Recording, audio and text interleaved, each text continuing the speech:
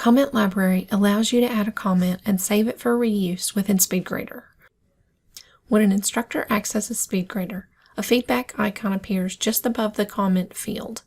By selecting the icon, the instructor can enter a comment in the text entry field and select Add to the library.